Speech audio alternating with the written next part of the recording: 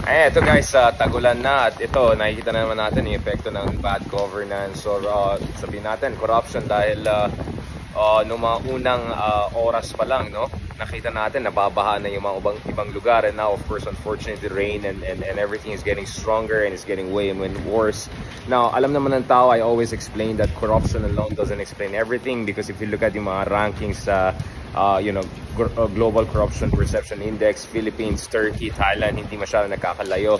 Pero those countries are usually doing better than us. Actually, their per capita incomes are several times bigger than ours because they have better industrial policy and all sorts of different, better economies for that matter, better economic thinking, stronger manufacturing sector, etc.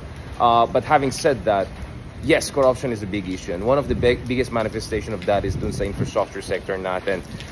Recently, may mga news tayo about insertions daw na around 140 billion pesos dun sa Senado. Alam na natin sinong pag-usapan. Sorry, tumataas ang kilay ko.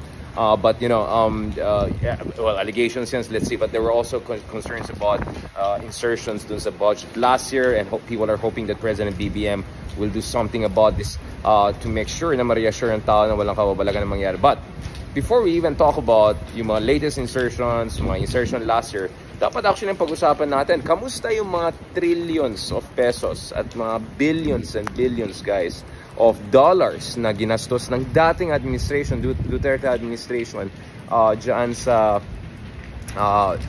flood control projects. I mean, kamusta naman mga flood control projects? Ang dami natin ginastos sa flood control. And then, next thing you know, wala pa nangyari, wala pang konting ulan pa lang, nababaha na yung buong syudad, diba? And then now, of course, the reality is that things are gonna get worse. Over the years, climate change is just gonna get worse.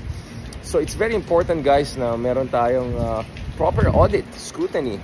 Ano nangyari dun sa ginastos natin ng bilyones ng panahon ng Digong, among others, dito sa flood control?